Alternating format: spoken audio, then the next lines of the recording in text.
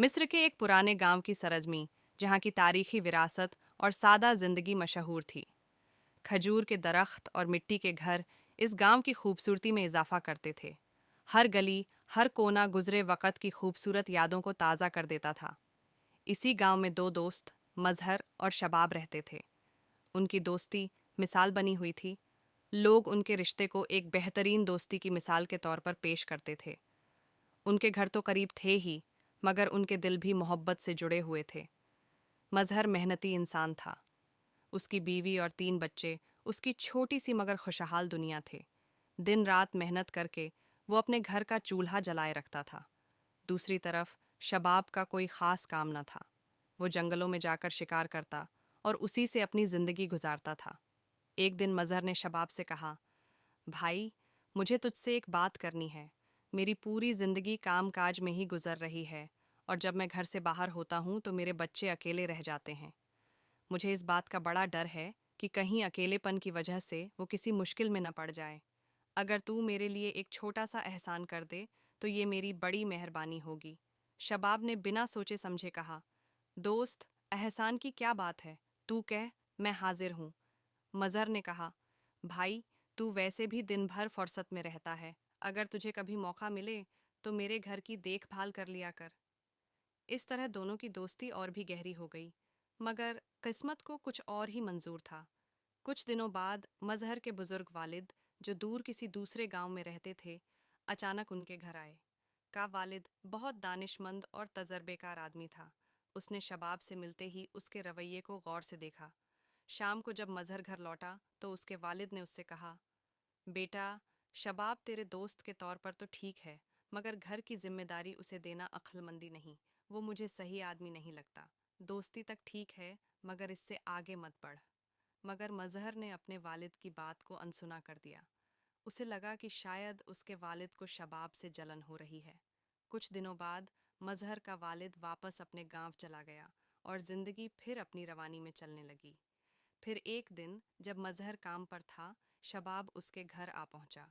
उसने मजहर की बीवी के साथ बेहयाई की बातें शुरू कर दीं और अपने गंदे इरादों के बदले उसे पैसे देने की पेशकश की। मगर मजहर की बीवी एक समझदार और शरीफ औरत थी।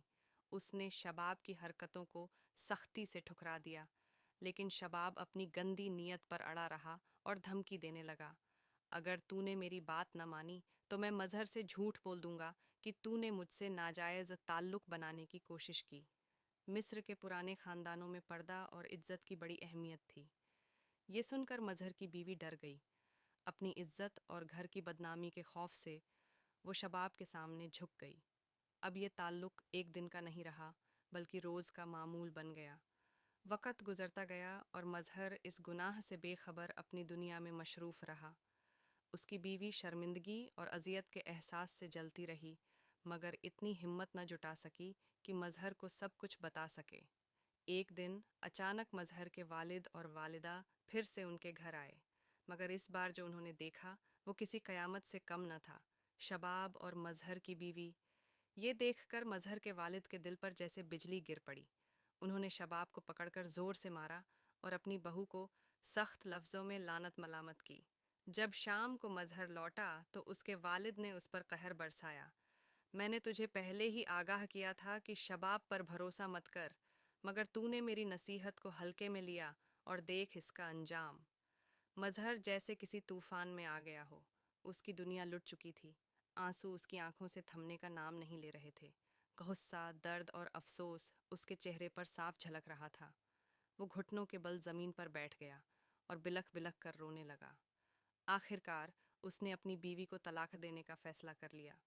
उसके दिल में अब उसके लिए कोई जगह न रही। कुछ दिनों बाद गांव में खबर फैली कि एक झोंपड़ी में आग लग गई, जिसमें एक औरत और उसके बच्चे जलकर मर गए। मजहर भी उन लोगों में शामिल था जो आग बुझाने पहुंचे थे। जब आग ठंडी हुई और जले हुए जिस्म निकाले गए तो हर कोई हैरान रह गया। वहां पड़े हुए थे 4 जले हुए जिस्म, शबाब, मजहर की बीवी और उसके 2 मासूम बच्चे। मजहर ये देखकर दहल गया। उसकी आंखें आंसुओं से भर गईं, मगर अब कुछ भी उसके हाथ में न था। उसने आसमान की तरफ देखा और गम से लरजते लफ्ज़ों में कहा, ऐ अल्लाह, तू देर करता है मगर अंधेर नहीं। کچھ وقت بعد مظہر کے والد اور والدہ نے فیصلہ کیا کہ ان کے بیٹے کی زندگی میں پھر سے بہار لانی چاہیے، اس لیے انہوں نے اس کی شادی ایک خوبصورت اور نیک لڑکی سے کر دی۔ جب مظہر نے اپنی نئی دلہن کو دیکھا تو وہ اس کی پاکیزگی اور معصومیت پر فدا ہو گیا۔ اس کی خوبصورتی ایسی تھی کہ چاند بھی شرما جائے۔ اس نئے رشتے نے مظہر کے دل کے زخم بھر دیے۔ وہ ایک بہتر انسان بن گیا۔ اب وہ اپنی بیوی اور بچوں کا خاص خیال رکھنے لگا۔ اس نے سمجھ لیا تھا کہ سچے دل کا ہونا کافی نہیں، انسان کو عقل مند اور ذمہ دار بھی ہونا چاہیے۔ قدرت نے اسے اس کی سچائی اور صبر کا انعام دیا۔ یہ قصہ ہمیں سکھاتا ہے کہ